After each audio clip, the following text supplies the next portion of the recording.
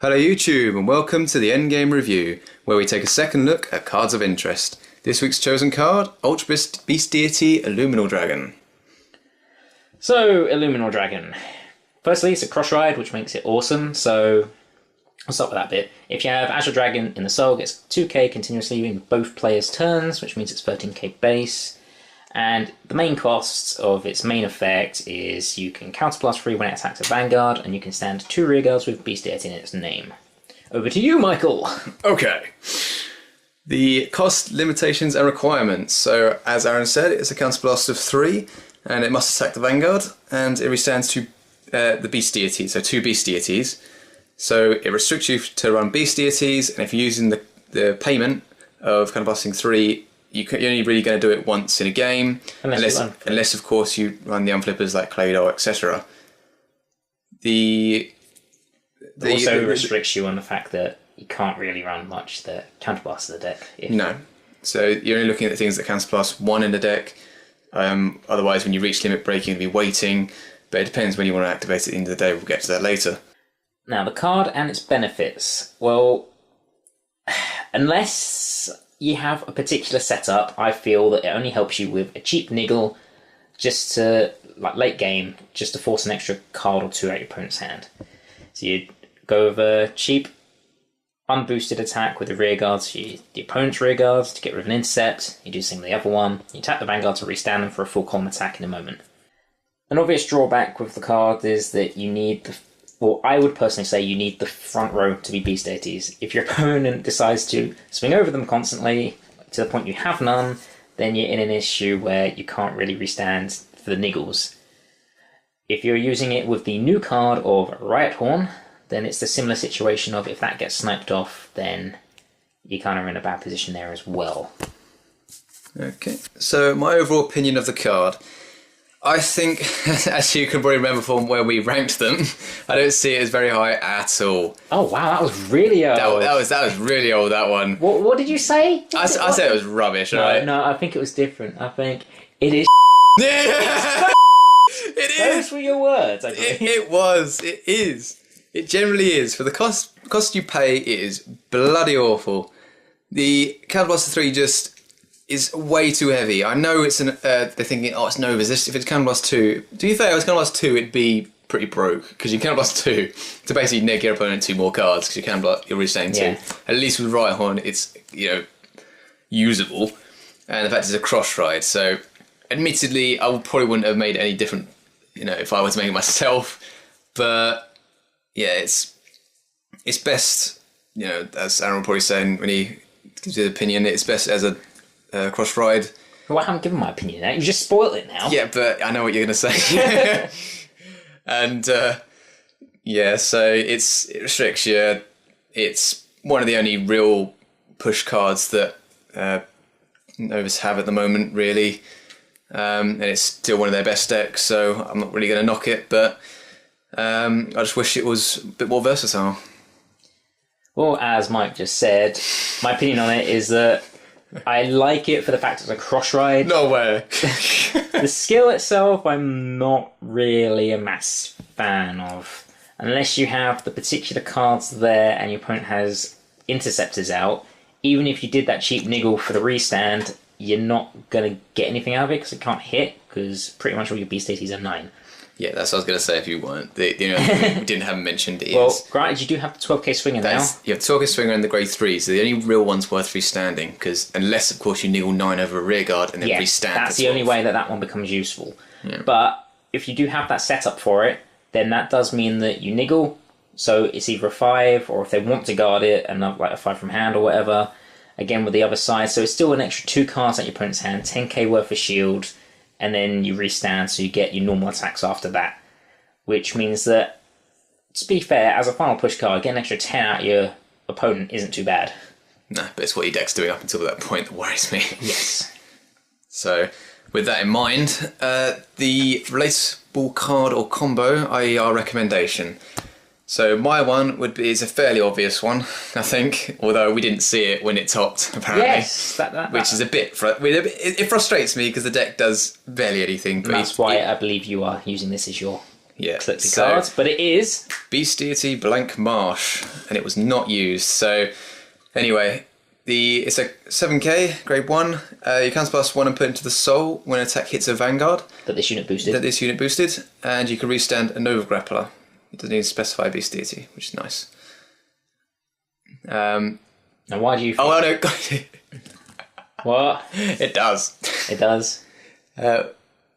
It doesn't have to boost a Beast Deity, but it just has to restand a Beast Deity. There you go, getting it wrong. But Okay, carry on. That is lovely. That should be taken out. That should be taken out, but you're not going to take it out. No, I'm not. You evil man. That's so harsh. Anyway, the fact I've never really used it in on Beast Deity deck, so I've never really considered it. But anyway, right, so the setup you're going for is you have your right horn at the back left and the blank marsh on the back right and your Vanguard in the middle, so try and picture it. Okay, so you swing your Vanguard first and apply any effects to the left-hand column with the right horn boosting it. So let's say they're on 4 damage and you swing and they go perfect guard. If he crits me, he's gonna win. So I'm gonna stop this. You go okay, crit and power to my left column with right horn, and you see where this is going. Oh look, I swing for over 21 with a crit. And I can't. I've got to guard that as well. Okay, then I swing with the other side. You've got to guard this as well because all I'm going to do is go.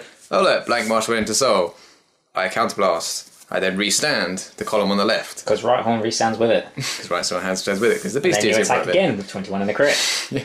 So, But I will add that requires you to have your 12k swinger or 11, or your 11k at the front. Yeah, and yeah. So, and also they can let the right one hit potentially because it hasn't got a crit, so they can go to 5. But it's the point that They'll have to guard it again. they have to guard it again. Like a full column of 21. So but again, with that, it relies on you getting a crit. Draw trigger on the left, and then trying to restand that isn't really much point unless they're on 5. In which case, go for it. Yeah. But then it's not going to hit the Vanguard if they're on 5 anyway, so it doesn't make a difference. Okay, well, that's me done, I think.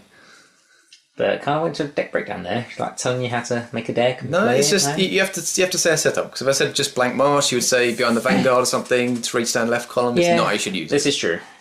Well, moving on, my recommendation is actually Beast Deity Scarlet Bird. Now, this is a grade 1, 6k. This unit has to attack and hit the Vanguard at the front. It can't be a booster. But if you do, you look at the top 5 cards of your deck and search for a Beast Deity Azure Dragon from them. Add it to your hand, and then the remaining cards get put to the bottom of your deck in any order you so like. Yeah, as if you're going to meet a stack there.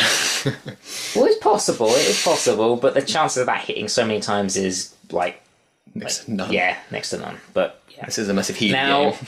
the reason I would personally say to use this card is not so much for the Persona Blast, but it's more so I value finding the Cross Ride very highly, especially in any deck really, but especially this one, I'd say.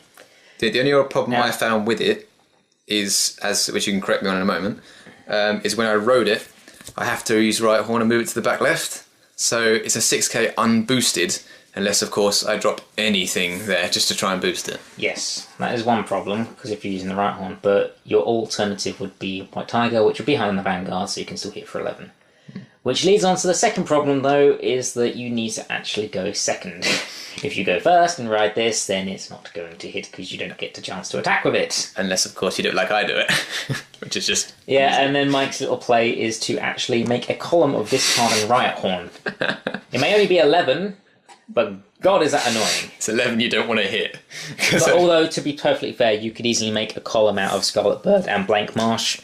Try to use Blank Marsh at some point. Scarlet Bird then becomes your booster. But as a niggle, it's still a card from your opponent's hands, and you'd be surprised how many people don't actually want it to hit. But it's a way to try and ensure that cross ride. And also the deck doesn't plus at all, so it's a way to actually plus and find those 11k swingers you need in front of Riot Horn and things. Since it's only, I mean, personally, I'd only run it at 3 max. It's just a nice little tech. If you do find it, it's a way to try and get it and get the cross ride, or even if you want to try and use it to get the Persona Blast skill off. It's not vital, but I see it as one of those good tech cards that is actually worthwhile putting in compared to other cards that are available to use that space for. Okay, so with this in mind, the way I'd run Illuminal would be using the Scarlet Bird, the Blank Marsh. I'd take both recommendations here and start with the Riot Horn. So you're looking to put pressure on with those triggers and Blank Marsh, restand a full column and a niggle on the right late game, and just try and get the cross ride off, because the deck doesn't really do a lot. So you've got to try and get every opportunity you can to get ahead on the game. And I don't see the ride break as at all useful, because all you're going to do is, because they're not really fast enough to put pressure on, and they can't afford, because they count plus, you can't afford to run 2 grade 3s over each other unless, of course, you're cross riding, because then it kind of slows the game down a bit. Because if you go ride break, one, they're just going to no guard it probably and just go and also the only real point of you doing that is to restand the full field, because you're only going to really restand once, because people aren't going to let the game go on long enough for you to do it again. I think I'll probably do it the same way, run both Bird, because I like my little tech of that, and Blank Marsh. But the only other problem would be, do I focus on using Illuminal several times over, in which case do I run Claydol to unflip, or do I focus on that crit on the left, try and stand with Blank Marsh scenario, in which case I'd probably try and ammo my deck a bit by using the new 7k, which does the ammo when hit. But again, that has to hit, so it's kind of like turn 1 rush, turn 2 play kind of thing. But I mean, obviously it's not my deck, so I don't really know it as well as you, but I'd probably try the latter, to be honest, and not so much do Illuminal skill, but try and focus on all the extra little niggles and setup I can do, and just focus on cross ride, because I feel that would probably be the most beneficial way to do it. Obviously, if I had the counterblast spare, I'd do Illuminal right at the end for a final push. Well, unless you chuck in a Kra or something, the deck doesn't counterblast. You'll be surprised how little counterblast in Novas, but how much can unflip. Okay guys, and that's it for this week's endgame review. Feel free to like, comment and subscribe. Thank you guys for watching, and we'll see you guys later.